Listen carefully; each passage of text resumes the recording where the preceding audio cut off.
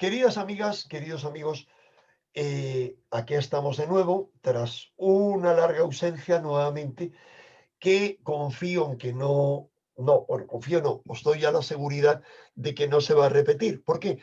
Porque tenemos hoy a una invitada muy especial y ahora os voy a contar, además de que ella es especialmente especial, por sí misma, lo habéis comprobado, es la doctora Luján Comas, y lo habéis comprobado todos los que habéis visto alguna de las dos entrevistas que le hicieron en Cuarto Milenio, que fueron de impacto total, por su personalidad, por lo que emana de ella y por la forma en la que cuenta las cosas.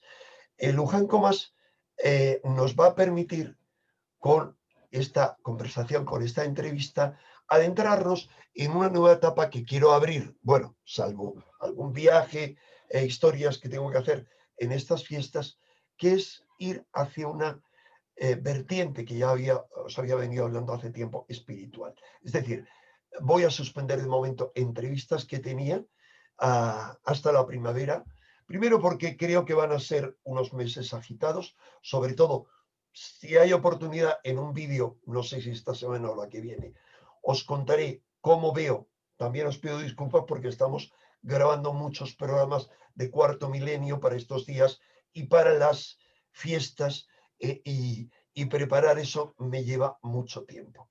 Pero es maravilloso porque con eso llego a todos vosotros y a muchos amigos más. Os decía que hablaremos sobre todo más de cuál es la situación de la pandemia y todo lo que conlleva. Quiero hablaros algún día brevemente de qué puede significar esa conjunción del 21 de diciembre, cómo marcar un hito de alguna manera, el avance hacia Acuario, hacia la era de Acuario, pero también de otras cosas. No olvidemos que justo un mes después, el 21 de enero, hay una posición astrológica muy problemática, de gran tensión, y eso va a coincidir con el juramento del presidente el día 20. Ahí todo está abierto. Pero bueno, de eso os hablaré en otro momento. Os decía que hay solo una entrevista porque estaba ya programada hacía tiempo y porque además muchos de vosotros me lo habéis pedido, con el coronel Pedro Baños, que la emitiremos de aquí a una semana. Ahora darle la bienvenida a la doctora Luján Comas. ¿Qué tal, Luján? Yo Muy buen encantada. día, o bona nit, o buena tarde, depende de cuándo escuchen esta entrevista a nuestros oyentes. De cualquier manera, bueno todo. O tarde, o mañana, o noche. Yo encantada de estar aquí contigo. Siempre es un gusto, es un placer. Y es que eres una enciclopedia. O sea, me encanta escucharte porque sabes de todo. Tienes criterio de todo. Me encanta. Muchas gracias. Bueno, tú eres así siempre así de amable. Os quiero decir que la doctora Luján Comas ha tenido que aguantar no ya mi torpeza informática, primero mi torpeza, lo primero, y luego los problemas que siguen. Por cierto, estoy con un micrófono, digo que sepáis, profesional, es con lo que lo he hecho. Lo que pasa es que nunca hay forma de acertar. Así que, como decís la mayoría de vosotros, no importa. Lo importante es que se oiga lo que hablamos. Bien, no es profesional, este canal no ha pretendido serlo y tampoco tengo tiempo para que sea profesional. Pero os presento mínimamente a la doctora Luján Comas, para quienes no la conozcáis ya. Antes que nada, es autora, junto con Angie Carmelo, de este libro, para mí fabuloso, Existe la muerte, ciencia, vida y trascendencia. Y vamos a hablar de algunos puntos de los que ella se ocupa en la primera parte del libro, puntos que yo quiero hablar de ellos a partir de esta situación que hemos vivido en esta distopía tremenda que ha empezado en 2020. La doctora Luján Comas es licenciada en medicina y cirugía, y se especializó en anestesiología y en reanimación cardíaca, que es, como sabéis muchos, la fuente de los relatos más interesantes a nivel científico de experiencias cercanas a la muerte con reanimados. Ha trabajado en el famoso hospital de Barcelona, Vall d'Hebron, durante nada menos que 32 años. De esos 32 años, 18 lo hizo como anestesista en cirugía cardíaca. Por lo tanto, se ha enfrentado muchas veces con ese tema, con esa experiencia de los resucitados. Estuvo en el equipo pionero de trasplante bipulmonar en España y unipulmonar en Cataluña.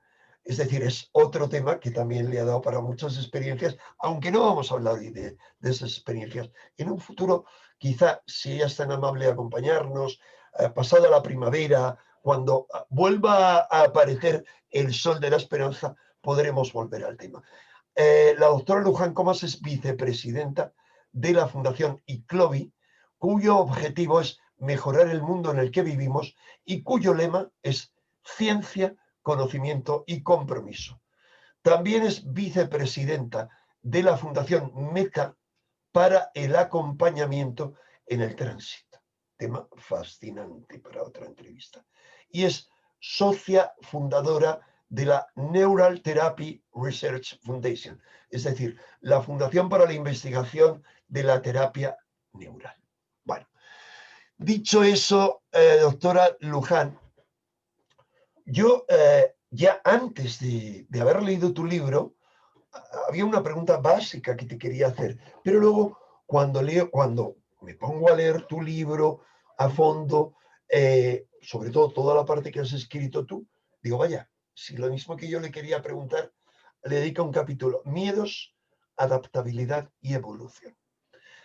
¿Por qué es tan importante esto? Porque yo creo que si siempre hemos vivido y hemos sido controlados, atenazados por el miedo, si lo han utilizado las iglesias organizadas y lo han utilizado todos los poderes del mundo para tenernos esclavizados, el miedo se ha puesto a la orden del día con la COVID y con todo el temor a morir. Ha creado una obsesión. ¿Cómo lo ves? Bueno, miedo hemos tenido todos siempre desde la historia de la humanidad, porque miedo es la emoción más antigua, pero que es lógico porque es la supervivencia. Entonces, tu organismo, una parte del sistema nervioso es el sistema nervioso autónomo, es decir, el que va por libre. Y este no pasa por el consciente, es inconsciente. Y siempre que este sistema nervioso vive una experiencia que calcula que es peligrosa para ti, ya sea real o sea por tus vivencias anteriores, desencadena unos sistemas de alarma para que tú te defiendas, para tu supervivencia. Y esto no pasa por el consciente, es automático. Es igual que si tú te vas a quemar, te hace hacer un reflejo de retirada para que no te quemes. Si esta reacción tuviese que pasar por el consciente, ya te hubieses quemado, porque es mucho más lenta. Entonces el sistema es adrenalina, noradrenalina y corticoides. ¿Para qué? Para movilizar energía y poder salir corriendo o atacar.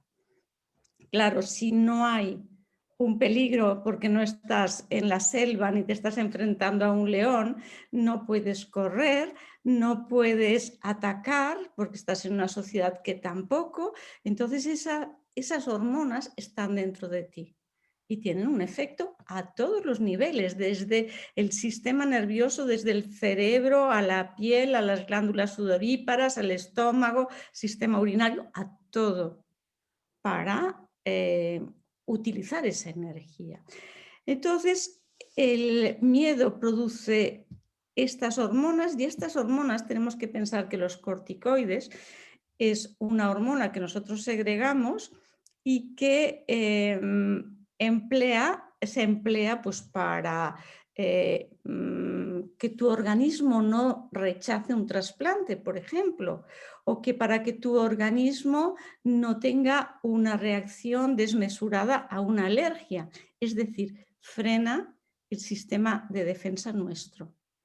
Entonces, ¿qué pasa? Tenemos miedo, nuestro sistema inmunitario cae, tenemos más facilidad de que los gérmenes puedan entrar en nuestro organismo o que células cancerígenas que tenemos todos, que en un mecanismo regular no irían a más, cuando tu sistema de defensa está deprimido, triste, pues permite que esto crezca.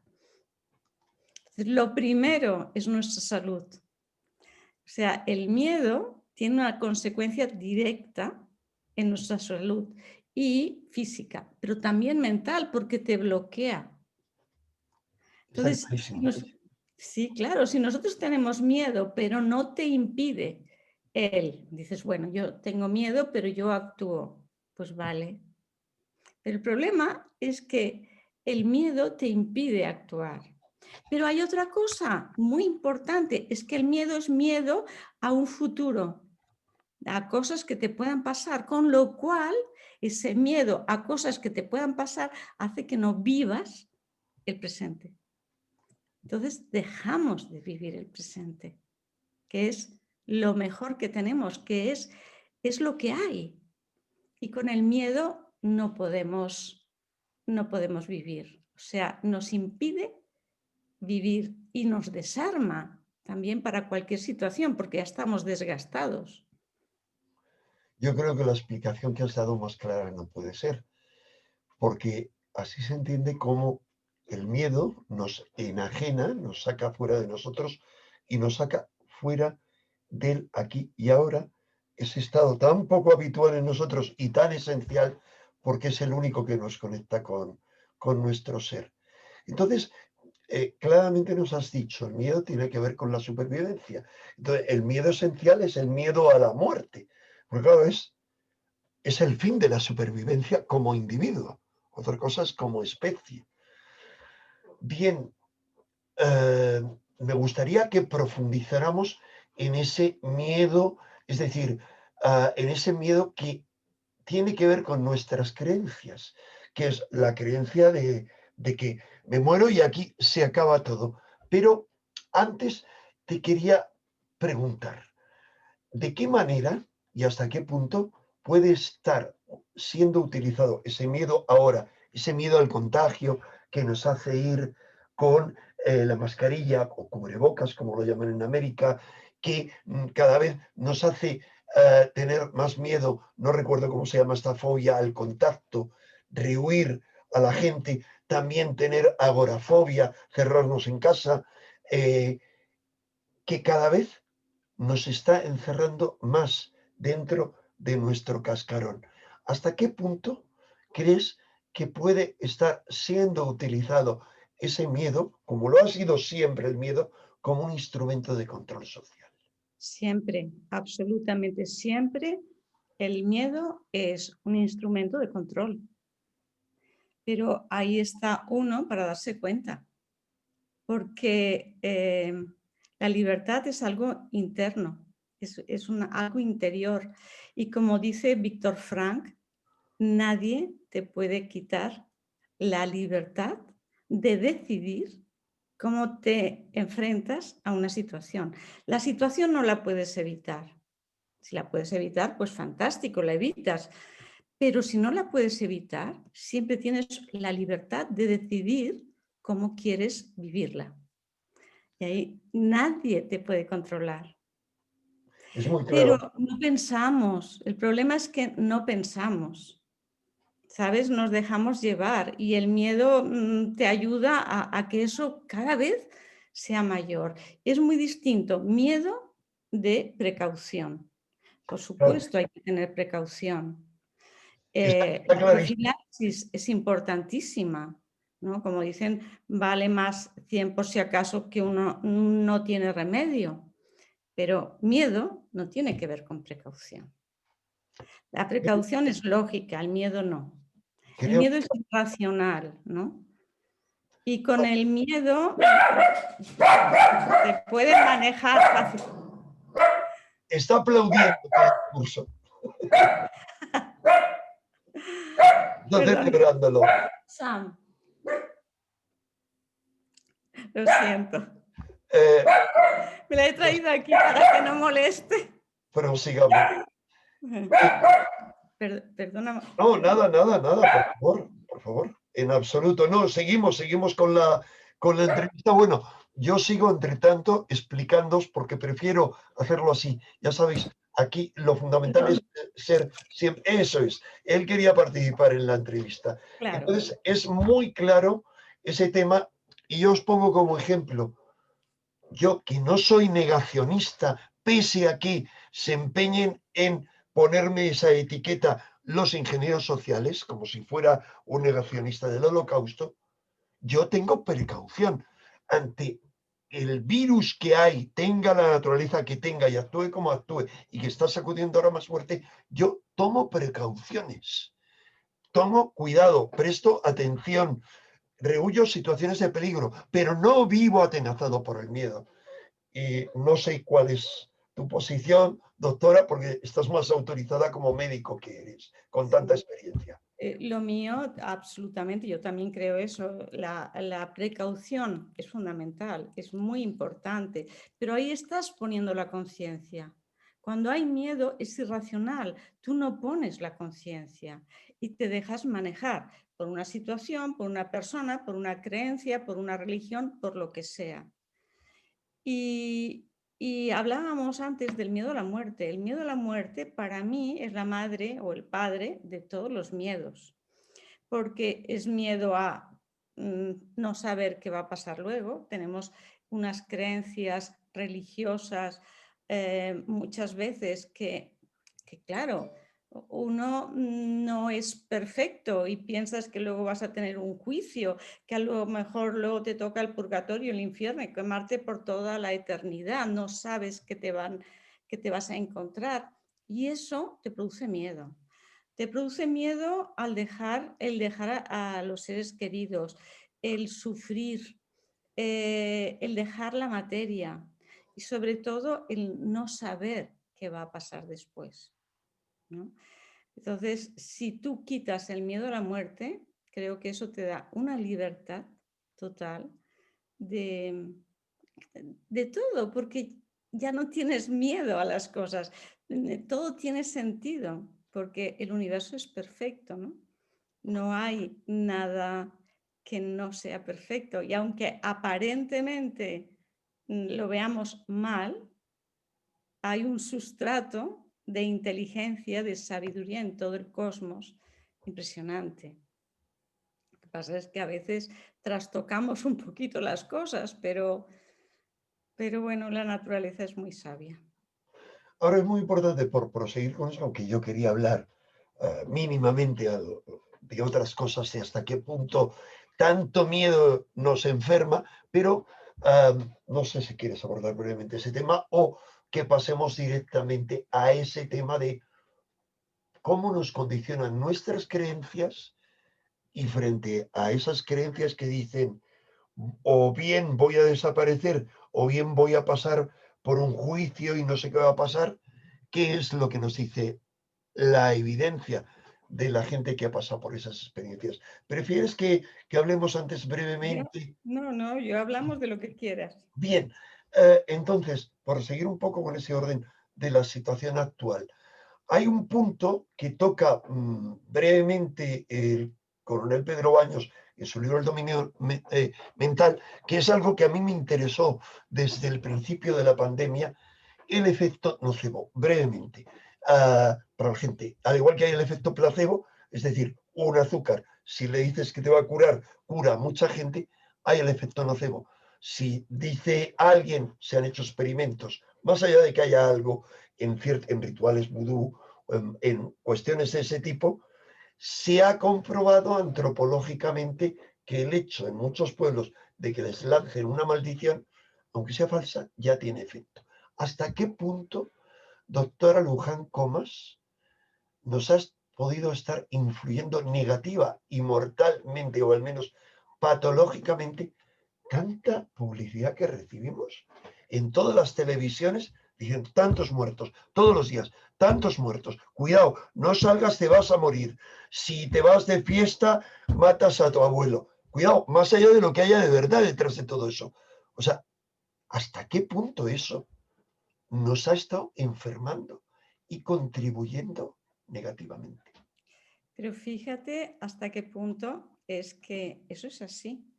Y, pero es tan así que ya condicionan a la gente que ya ponen las noticias para que les sigan hablando de lo mismo. Y si no le hablasen de lo mismo dirían, oh, pero ¿cómo es posible que teniendo este problema no nos hablen? O sea, que llega a ser entre comillas, manipulación de poner aquello y centrarnos en aquello, pero luego es un reflejo condicionado. Nos condicionan a que sigamos pidiéndolo. Es que es muy fuerte, Totalmente. es muy Bueno, fuerte. tan totalmente que no solo estoy completamente de acuerdo en que la gente quiere consumir más de eso, sino que aún en este canal, que tiene un alto nivel el público, quiero comentarlo, que, que sí quiero hablaros de otro tipo de cosas, porque tengo encuentros en la calle, pues de repente en el supermercado, ¿dónde fue el otro? Con el doctor Pertierra el otro día, en una heladería tomando un café, vino una amiga, ay, tal, hablándome, y la mayor alegría que me puede dar quien se me acerca no es ya que me conozca por la televisión, sino que sigue el canal. Pues hay ese nivel elevadísimo, pero también hay mucha gente que dice, vamos a ver, no que dice, sino los temas que tienen que ver con la COVID son, y cuanto más duros y más agresivos sean, son los que más se consumen.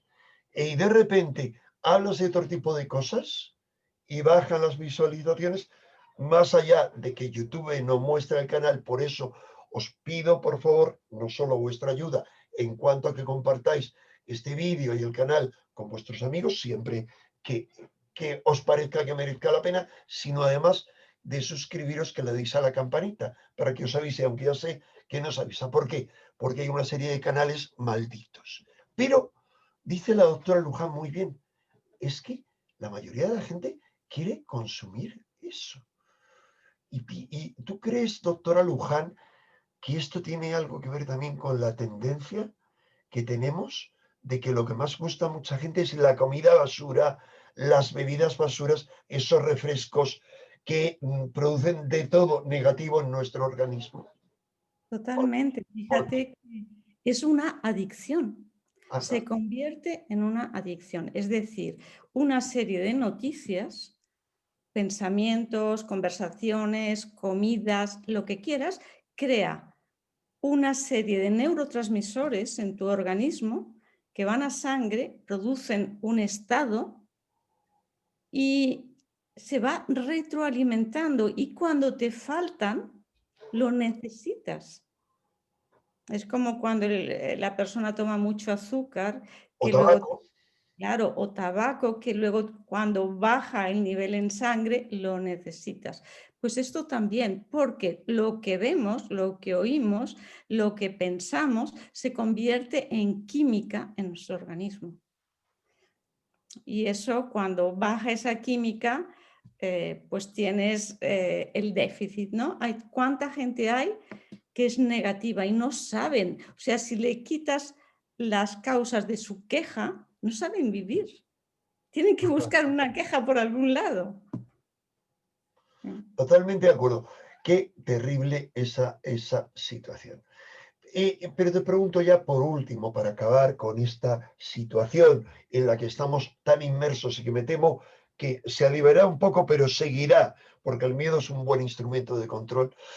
Te pregunto, ¿crees realmente que hay ahora verdaderas razones para tanto miedo? Cuidado, también, a raíz de lo que decías, no quería dejar de mencionar que el hecho, no solo consumimos efecto nocivo de tanta negatividad, sino que al mismo tiempo, como no nos abrazamos, no nos tocamos, no generamos oxitocinas, esa hormona del vínculo. Pero te he lanzado dos temas ahí por donde quieras. Bueno, me has lanzado un tema, un tema. Yo creo que es un momento histórico en la humanidad y que viene un cambio de conciencia. Un cambio de conciencia muy importante y que no se va a parar. Y siempre hay miedos. Miedos al desconocimiento, miedo a que venga ese cambio de conciencia que no vamos a poder dominar o mil cosas, ¿no? A lo desconocido. Y de alguna manera me imagino que se intenta frenar porque todo lo desconocido da miedo. Porque, claro, es un futuro, puede ser cualquier cosa. Todo lo que podamos imaginar puede ser. Decía Henry Ford, el de los coches, que tú siempre tienes razón, ¿no? Que si tú crees que aquello es así para ti. Si tú crees que puedes realizar una cosa, puedes, hazla. Si tú crees que no puedes, ni lo intentes porque no puedes. Pues igual con todo, ¿no? Ahí está el poder de nuestras creencias. Nuestras creencias se convierten en química en nuestro organismo. No es Y el no que nos damos nos cuenta forma. de la responsabilidad que tenemos. Yo creo que es la primera época en la humanidad que tenemos conciencia del poder que tenemos, de que somos responsables de nuestra salud, que somos responsables de nuestro entorno y que lo podemos cambiar. Pero ¿tú Y crees que tenemos conciencia o tenemos la posibilidad de tomar conciencia? Porque ¿qué porcentaje, no ya de la humanidad, que yo diría que mínimo, o sea, si consideras toda la humanidad, pero incluso de un país como España o los países hermanos de América, donde hay amigos que ven este canal, ¿qué porcentaje crees que realmente tiene esa conciencia de que no solo se está dañando su ecosistema haciendo ciertas cosas, sino que estamos destruyendo los ecosistemas y yendo a la sexta extinción de las especies y que no lo frenamos? ¿Hasta qué punto esa conciencia teórica crees que, que es práctica, que la gente se entera o se quiere enterar?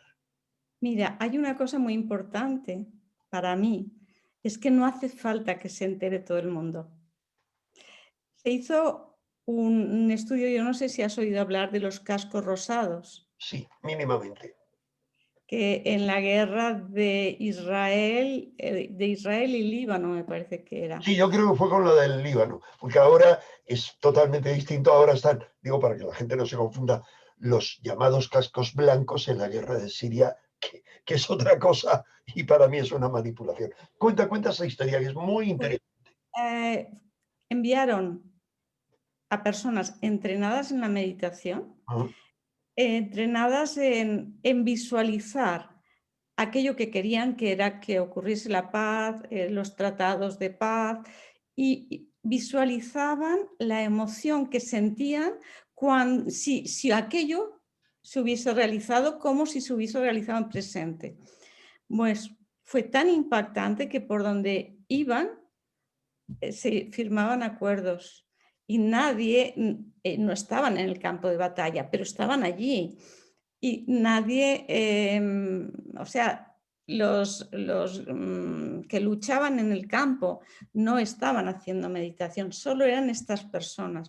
Y fue tan impactante que en la universidad, creo, de Princeton, hicieron un estudio en el 2006, quizá, en el que miraron cuánta gente con fórmula matemática establecida, cuánta gente se necesitaba para solucionar, para que hubiese paz en todo el mundo en ese año, no sé qué, 2006 o 2009, no me acuerdo cuándo fue, y era una fórmula matemática, la raíz cuadrada de no sé qué, pero ¿sabes cuánta gente se necesitaba? Me parece que 7.749, algo por el estilo. O sea, mínimamente. O sea, que es muy importante que con poca gente, pero con plena conciencia, se pueden modificar las cosas. Y piensa que vivimos en un mundo de energía, de vibración. Y solo con la vibración de un grupo es fácil cambiar la vibración. totalmente de acuerdo. Eh, La, todo esto cambia la frecuencia. El amor cambia la frecuencia de todo, ¿no? Y bueno, pues es amor por uno mismo, empezando por el amor a uno mismo, el respeto por uno mismo, por los que tienes a tu alrededor, por la gente del trabajo, por los que conoces, por los que no conoces, por los que te encuentras por la calle. Todo eso va cambiando la vibración de todos aquellos con los que te encuentras. Completamente de acuerdo. Eso es lo que se conoce en ese experimento que tú decías, previamente fue precedido por todos los experimentos en meditación colectiva para hacer descender la delincuencia y la violencia en zonas y que se conoce como el efecto Maharishi en relación al que inició el movimiento de meditación trascendental. Pero simultáneamente o incluso antes el efecto Maharishi, yo he participado en experimentos relacionados con eso. Aquí en España se inició con Colin Bloy, que fue un iniciador de cursos de sanación psíquica en España, era un industrial magnífico, casado y separado con una española, por lo tanto tenía hijos aquí, y entre otras cosas él, aparte de haber sido de los servicios de inteligencia británicos, después de la Segunda Guerra Mundial. Él había sido industrial que hacía la tinta con la que se imprimían los billetes españoles. He conocido gracias a él a gente increíble y me he enterado de cosas increíbles, pero él con otros crearon un proyecto que se llamaba La Fuente. Era el experimento Brighton. El experimento meditaban todos enviando la energía positiva a una fuente en la ciudad de Brighton, al sur de Londres, que se caracterizaba por la violencia los fines de semana y disminuyó la violencia. Lo mismo en Madrid. Estuvimos enviando esa energía, todos los que participamos, al que consideramos el chakra o la fuente, el ónfalos de Madrid. Yo definiría como ónfalos el ombligo, que es la fuente de las Cibeles, porque está en el cruce de las dos líneas energéticas de Madrid. Y el poco tiempo que se hizo es así. O sea, es una realidad. Bueno, me he enrollado y quería saltar a otro tema. Hay gente que le disgusta que yo corte a los invitados, no ha sido en este caso, o que yo lance mi rollo. Otros amigos, por el contrario, piden que lo haga. Hay algo muy importante que tú mencionas en tu libro, Existe la muerte.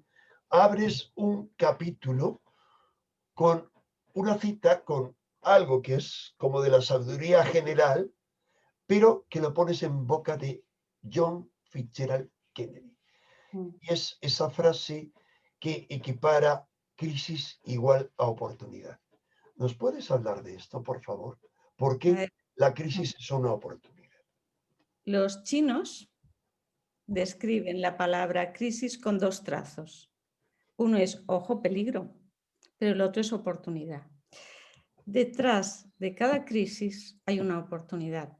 Decía Einstein que lo mejor que le puede pasar a una persona, a una empresa, a un gobierno, es una crisis, porque te obliga o sí a cambiar modelos, a poner la imaginación en marcha, a buscar otros sistemas, porque hasta aquel punto han servido, pero ya no sirven.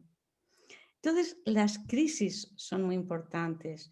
Fíjate que la crisálida viene de crisis, la oruga necesita la crisálida para desarrollar la mariposa. Las crisis son importantes. Lo anterior ya es caduco y necesitas reinventarte, yo no sé si es reinventarse, porque creo que en el universo están todas las posibilidades. Simplemente es sintonizar y atraer lo que tú quieres e ir hacia aquello, ¿no? Y pues bienvenida a la crisis. Pero claro, mientras lo estás pasando, es difícil, es igual que un parto. Tú imagínate cómo se puede sentir un bebé antes de salir, que lo encajan, que encajan la cabeza, que no se puede mover, que no tiene suficiente comida, que está todo oscuro, que no cabe allí y no sabe ni lo que tiene que hacer. Y de repente la naturaleza es muy sabia, lo encaja, mueve cosas que aparentemente eran inamovibles, como los huesos, toda la pelvis, todo el coxis va para atrás, se ensancha pelvis, todo para permitir. O sea, que aquello que parecía inamovible en un momento y unas circunstancias determinadas, pero solo en esas circunstancias, ocurre que todo se pone en consonancia y da lugar al nacimiento. El bebé no hace nada para nacer, es la naturaleza, la que sabe la hora, la que produce las hormonas. Todo es una inteligencia que se escapa de nuestra inteligencia. Y ese es el mundo, es así.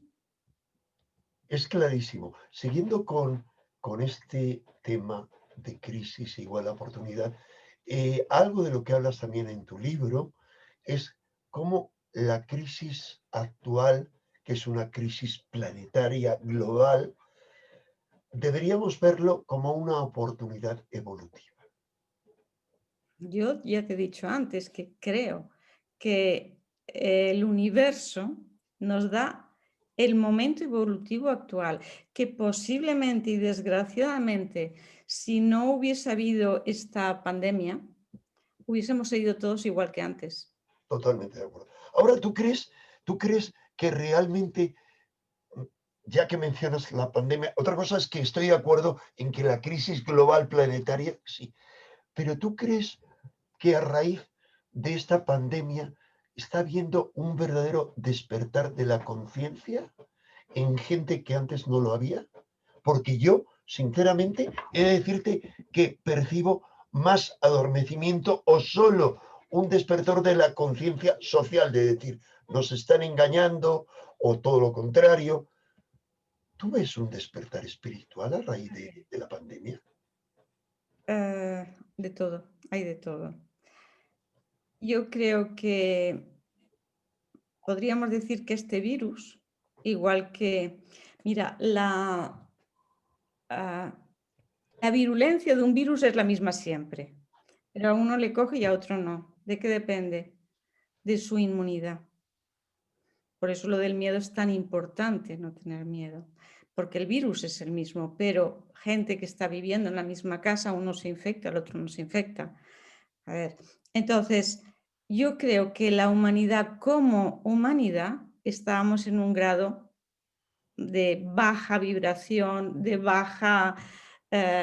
bajo estado de salud y nos ha afectado a todos. Bajo estado de salud por las causas que se quiera, no puede ser físicas o mentales o lo que sea, o porque se necesitaba un cambio. O sea, yo veo al virus como una oportunidad de un cambio a nivel global.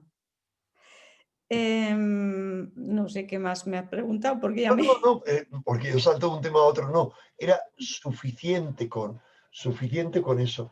Eh, Estoy tan de acuerdo con eso que aprovecho para comentar algo que no había comentado antes en el canal. Sí, en Cuarto Milenio, no sé si se ha emitido o no, porque hay programas pendientes de emitirse, cómo esto ya han definido muchos especialistas que no es una pandemia, sino una sindemia. Es decir, un conjunto de epidemias que confluyen, no ya que haya confluido como confluyen ahora, y lo dicen médicos, y lo dicen en revistas importantes, lo discuten en revistas como la The Lancet o como noticiarios médicos españoles, que confluyan al mismo tiempo este virus, el SARS-CoV-2, con la gripe. De repente no hay gripe. Han desaparecido los anuncios, incluso en la televisión, de remedios para la gripe, es como si no existiera. Pero al tiempo confluye en una sindemia, la definen como la confluencia de otras causas. Caos sanitario, o sea, el sistema sanitario económicamente estaba muy depauperado, muy debilitado. Falta de medios, residencias, la masacre que ha habido en España dentro de las residencias. O sea, gente, se ha visto que los contagios se daban sobre todo en gente de pocos medios económicos, porque vivían hacinados. Una sindemia, un conjunto. Perdón, me he permitido lanzar esto por lo que quisieras añadir al respecto, porque para mí venía al cuento de lo que tú decías, de que parte de la sindemia es, si tu sistema inmune está débil, vas a caer, y de hecho, la gente que yo conozco que ha muerto por esto es que tenían alguna otra causa, digamos, médica. Ujú. Sí, sí, así es. Pero lo que me hablabas antes, si esto sería suficiente para elevar el grado de conciencia de la gente. Retomando, hay una cosa importante. Nosotros hemos vivido de espaldas a la muerte. Totalmente. Entonces nos ha traído la vida que nos tenemos que enfrentar a la muerte y que la muerte es parte de la vida y que no lo podemos obviar. Y desde el momento que nacemos estamos muriendo y que cada día se mueren en nuestro organismo millones de células. Pero hay una inteligencia que va recuperando todas esas células y la que es de hígado y no pasa a ser de riñón. Hay una sabiduría. Yo pienso que la muerte nos ayuda o nos puede ayudar a vivir la vida de otra manera, a dar valor a las cosas que realmente tienen. Yo que lo digo muchas veces, que haciendo acompañamiento a la muerte, te encuentras que la gente ante este COVID, que se ha encontrado la muerte tan de golpe, que salen de tu casa, sale tu padre, tu marido o el que sea a pie y ya no vuelve. Entonces, te das cuenta de que en la vida diaria has incordiado mucho. No has dicho que querías a esa persona. Has estado em, como obcecada en problemas banales, que no son banales, pues si es desordenado, no es banal, pero me decían, es que yo ahora si lo tuviese vivo, esto no me importaría. ¿Entiendes? Entonces, damos mucha importancia a pequeñas cositas que si tú piensas, si esta persona se muriese hoy, ¿esto sería importante? No se puede hablar de otra manera o llegar a un consenso o, claro, todo esto te cambia mucho. Fíjate que Bután, que se dijo que era el país más feliz del mundo, ellos meditan cada día en la muerte y valoran todo con respecto a la muerte. Entonces es agradecer la vida, agradecer que ahora estoy vivo, que puedo, y las cosas, las complicaciones, si yo me tuviese que morir, esto sería importante. Pues muchas veces no. Y nos obsesionamos y perdemos la energía en cosas que no son importantes.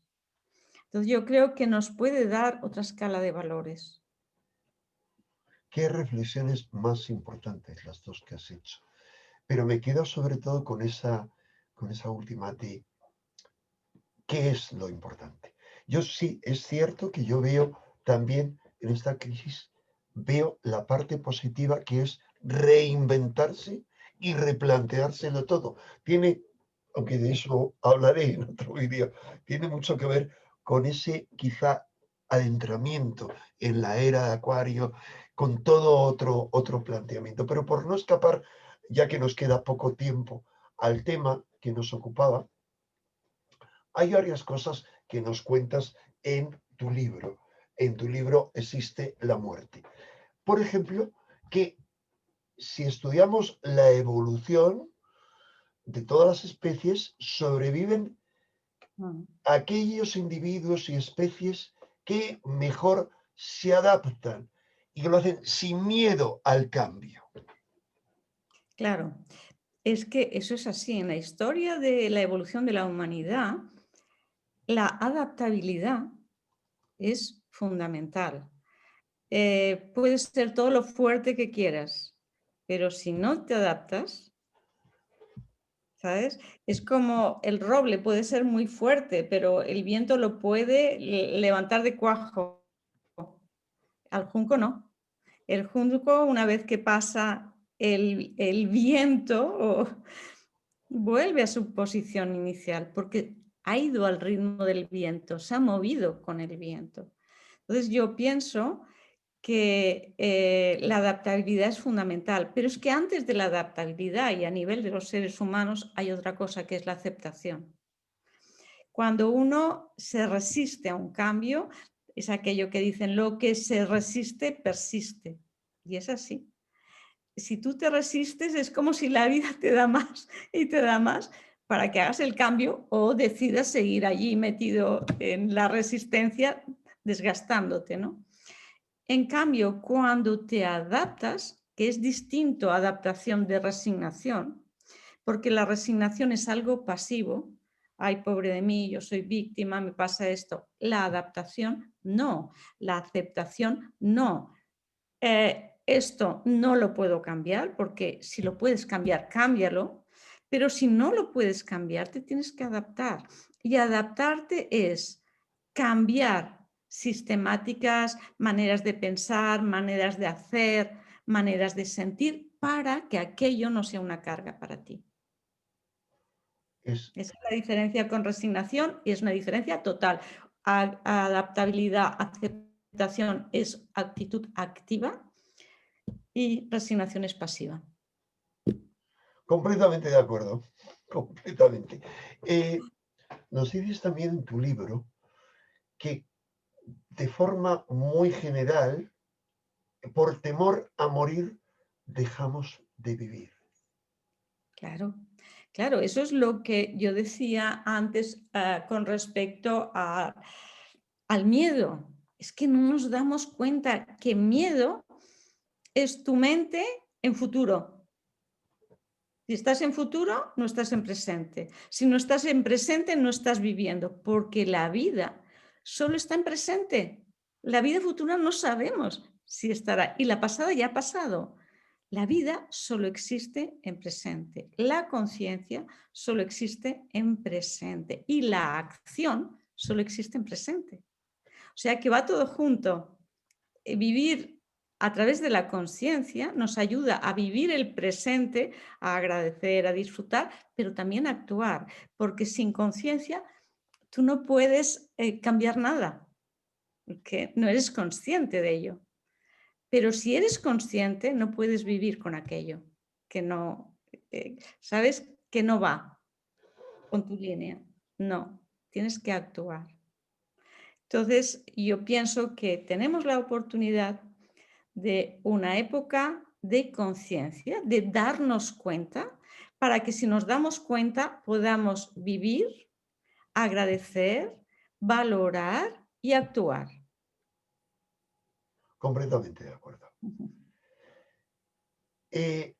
Otro punto relacionado con esto, del que nos hablas en tu libro, es la importancia que tiene el vivir el aquí y ahora, algo que has mencionado hace un rato en esta entrevista. ¿Puedes contarnos algo más sobre esta importancia? Es que es lo que te decía antes, porque el aquí y ahora es la vida. Es la vida, porque el ayer ya no es vida y el mañana no es vida. Es una vida posible, pero no es vida. Es el aquí y ahora. Yo creo que además, cuando tú vives el aquí y ahora, valoras las cosas, agradeces y te sientes uno con todo, porque a través del aquí y ahora tú conectas con tu esencia. Tu presencia solo está en presente, o sea, tu esencia, aquello que somos, aquello más profundo que somos, solo se manifiesta en presente. La conexión con lo más elevado nuestro solo es en presente. Y, como te decía antes, la, la acción solo es en presente. O sea que a través de tu interiorización, tu unión con tu presencia, que es tu esencia en presente, va tu acción, y la acción es aquello que yo he venido a hacer aquí, porque todos venimos con algo para hacer y ese algo no es pequeño. No hay algo pequeño. La semilla más pequeña se puede convertir en el árbol más grande y es importante la aportación de todos para que el puzzle esté completo, no hay piezas pequeñas. Cada uno, fíjate que todos tenemos una huella dactilar diferente. Cada uno tenemos unas condiciones, desde astrológicas a dónde hemos nacido, cómo hemos vivido las cosas, cuál ha sido nuestra formación y cuál es nuestra visión, las cosas que nos han pasado y que nos han dado una experiencia. Y aquella visión es única. Y eso es lo que nos toca hacer, ¿no? Dejar nuestro granito de arena para mejorar ese mundo en el que vivimos, para dejarlo un poco mejor que cuando llegamos. Así es, así es. Yo creo que también eso tiene que ver con otro punto que tocas en tu libro, que es la relación que tiene el sentido de la vida con la inmortalidad. Claro, pero es que uno de los miedos que hablábamos antes, los miedos de la muerte, es porque nos creemos que somos el cuerpo físico. ¿Qué sentido tiene mi vida si me muero? Claro. Pero no te creas, hasta la gente más atea, más que no cree en nada, en el momento de la muerte, te planteas si tu vida ha tenido sentido, qué has hecho en tu vida. Bueno, sí, Entonces, es que los ¿qué ha hecho ateos y los agnósticos, que son intelectuales, gente seria y algunos gente muy moral, muy ética, dicen, voy a dejar algo en el mundo, o sea, voy a hacer algo en el mundo físico, a contribuir al mejoramiento de la sociedad. es así? Pues eso es trascendente. Tenemos una parte de materia que es la que se muere y se queda aquí, pero hay una parte energética que da vida a esa materia. Yo siempre digo que la diferencia entre un cuerpo vivo y un cuerpo muerto es la energía que da vida a ese cuerpo.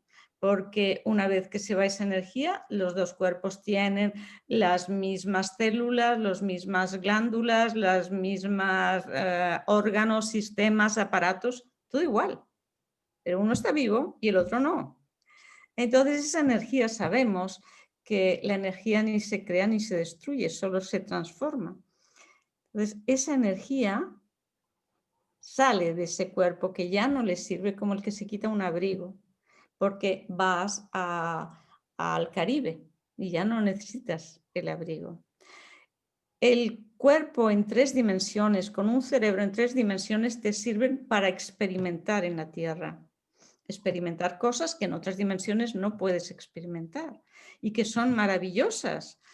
Pero cuando tú te vas a otro plano de evolución de conciencia.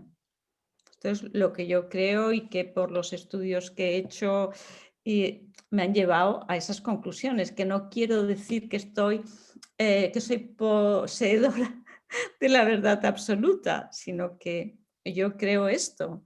Y las cosas que he vivido y que he estudiado me llevan a pensar que somos mucho más que un cuerpo físico, ¿no?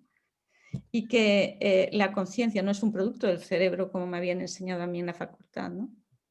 La conciencia utiliza el cerebro, pero ese cerebro que está limitado por unas creencias, por unos hábitos, por una serie de cosas, cuando tú estás en coma, ya no está haciendo de barrera y se puede expresar esa conciencia de otra manera.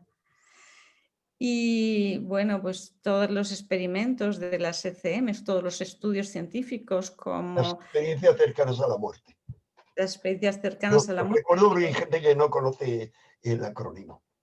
Sí, perdona. Sí, No, por no, ejemplo, en el libro, en esta edición, está el doctor Pim Van Lommel, que ha hecho el estudio científico más importante sobre las experiencias cercanas a la muerte, que salió publicado en la revista de Lancet. Él escribe aquí las últimas investigaciones, ¿no? Y sus conclusiones a través de ese estudio que se hizo durante 8 años en 10 hospitales de Holanda, te dice que la conciencia no está en el cerebro, por eso hablan de conciencia no local. Nuestro cerebro es como un receptor, como una televisión que es capaz de captar las ondas y transformarlas en luz, en imagen, en sonido. Pero si se estropea el televisor, no podemos decir que esas ondas ya no existen. Cogemos un televisor nuevo o arreglamos este y sigue funcionando. Está claro. Aunque nos queda ya muy poco tiempo porque en 10 minutos tienes una clase, si este es fácil sintetizar, porque nos hablas del doctor Van Lommel, etcétera, ¿qué evidencias existen, en tu opinión, racionales, científicas, o por lo menos razonables, de que sobrevivimos después de la muerte? A ver, que nos han explicado, a mí me han explicado que el cerebro es el órgano más sensible al déficit de oxígeno. A los 10, 11, 12 segundos de que el corazón está parado y no lleva sangre al cerebro, la célula, la membrana de la neurona empieza a alterarse. Empieza a cambiar su permeabilidad, empiezan a haber una entrada-salida de electrolitos y de agua, se empieza a edematizar y un cerebro edemático no puede cumplir su función, está inconsciente. Si la conciencia es producto del cerebro y ese cerebro está alterado anatómicamente y fisiológicamente, no puede hacer su función, no puede pensar. ¿Cómo es posible que las personas en paro puedan explicar experiencias que se pueden comprobar a través de los médicos, del personal sanitario, de la familia que estaba allá, lo que se decía, el material que empleaban, cómo eran las personas, los colores, que puedan decir toda una serie de cosas cuando nuestros órganos de los sentidos no están funcionando y nuestro cerebro tampoco. Por tanto, hay algo que tiene identidad de esa persona que se va, que está viendo, está sintiendo, está percibiendo más allá de un cerebro. Entonces, eso o sea, no es una leyenda. Eso está ocurriendo en todos los estudios que se están haciendo actualmente en los hospitales, porque los enfermos están monitorizados y porque los estudios son prospectivos, es decir, es un estudio bajo unas características de un diagnóstico, de un tratamiento a todos igual, de un seguimiento, etc. Antiguamente eran estudios retrospectivos, es decir, como bueno, los estudios que habían antes eran recopilación de historias, contaban la gente y los recopilabas en un libro, pero no los podías investigar si era verdad o no. Por eso es tan importante para mí hacer los estudios en los hospitales, o sea, coger solo los casos en los que puedas demostrar que el electrocardiograma estaba plano, que el electroencefalograma, o sea, la actividad cerebral era plana, que no había actividad y sin embargo esa persona tiene una actividad cerebral y además luego recuerda y reconoce. El doctor Pim Van Lommel cuenta un caso muy interesante de un hombre que ya llevaba en paro, lo habían intentado reanimar por la calle, va al hospital, lo intentan reanimar durante 1 hora, lo intuban, hacen todas las maniobras de reanimación, no había manera de que saliese del coma, al final sigue en coma, pero mantiene constantes y lo llevan a intensivos. A la semana ya recupera la conciencia, lo sacan de UCI y va a una habitación. Entra una enfermera en la habitación que él no había visto nunca y le dice, ay, señorita, gracias porque usted me intubó cuando yo llegué al hospital, no la conocía de nada, pero dígame dónde puso mi dentadura, porque me quitó la dentadura cuando me intubaba. Y la mujer por poco se desmaya del susto. Y le dice, no, en un carrito con ruedas en el cajón de abajo lo puso. Pero era el carrito de paros. Fueron al carrito de paros y en el cajón de abajo estaba. Eso es una persona en coma que entra en un hospital, y casos de estos hay muchos, de personas en coma, como, ahora no me acuerdo cómo se llama, una Badini me parece que se llamaba, no me acuerdo su nombre. Pues no importa, hay muchos casos y tú Hay muchos, además has vivido por tu experiencia como anestesióloga y reanimadora. claro, claro.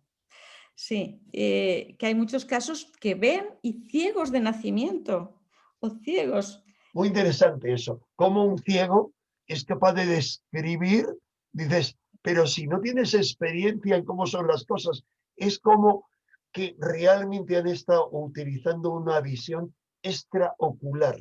Al igual que las experiencias son extracorpóreas, extraocular. O sea, es como si, bien, tu ojo físico no funciona, pero el ojo de la conciencia sí percibe.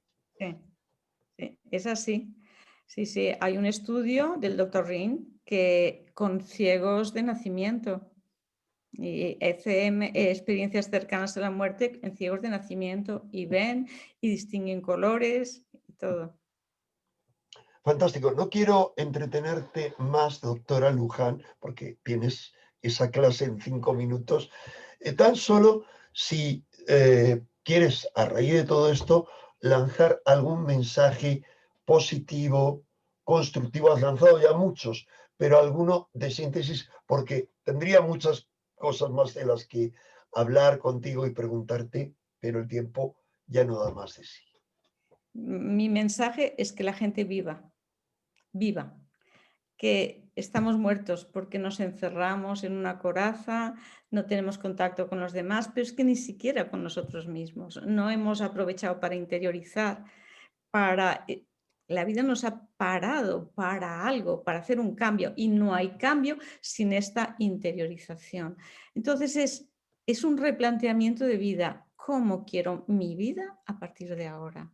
Y vivir y agradecer lo que tenemos y no estar preocupados por lo que no tenemos, sino darnos cuenta de lo que tenemos, de a quién tenemos al lado, de lo que nos ha dado la vida, y agradecer todo eso. Fantástico. Pues sin más, ha habido cosas de las que me hubiera gustado hablar, como de esos cursos que este año que viene, si lo permite la situación, estáis organizando. No sé si nos puedes contar, aunque ya volveríamos a la carga, pero brevemente algo de eso, y además si tienes algún link de información a los cursos, luego me lo das y lo ponemos debajo de este vídeo en información donde la gente pueda seguirse informando.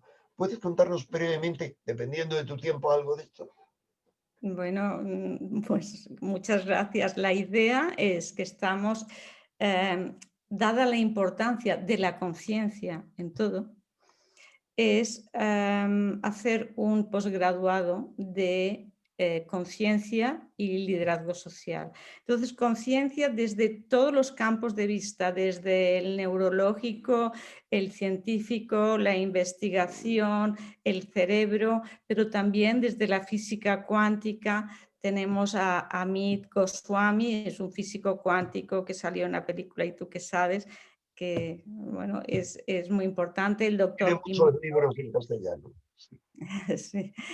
Pues el doctor Pimbal Lomel también vendrá. Tenemos personas, el doctor Manel Ballester, el doctor Manel Sanz, que es presidente del Colegio de Médicos de Barcelona, presidente senior. Mucha gente muy interesante, y será online. Durará 4 meses, será online. Pero, Y perdona, posgrado significa que solo pueden acceder al mismo aquellos que tengan una titulación no, académica puede especial. asistir todo el mundo, simplemente tendrá como la acreditación de la universidad. Ajá. Por lo tanto, aquí abajo de este vídeo, como lo voy a editar mínimamente y a colgarlo ahora, una hora después de grabarlo, ahí tienen la información. ¿Y alguna cosa más aparte de esto que tú me habías comentado para el año que viene? ¿O esto era lo fundamental? No, no, hay dos cosas, pero lo otro es de los Objetivos de Desarrollo Sostenible, que es un máster que se hace con la Universidad de Barcelona y la Fairleigh Dickinson de Nueva Jersey. Y esto es también online, pero ya es a nivel de, pues de empresas, a nivel de gobiernos y es internacional. Y eso también es online. Van a encontrar la información aquí abajo porque ya es el límite para tu clase. Doctora Luján Comas, agradecidísimo, no solo por este tiempo que me has concedido, sino por todo el que te hice perder con los problemas informáticos absolutamente fantasmales. Y mi recomendación de que a los que os interese profundizar, leáis este libro, Existe la muerte, de la doctora Luján Comas, publicado por Plataforma Editorial. Muchas gracias y como estamos grabando simultáneamente, porque como YouTube pues borra muchos vídeos, he tomado la determinación de que nunca voy a hacer un vídeo en directo, sino grabo porque ahí está.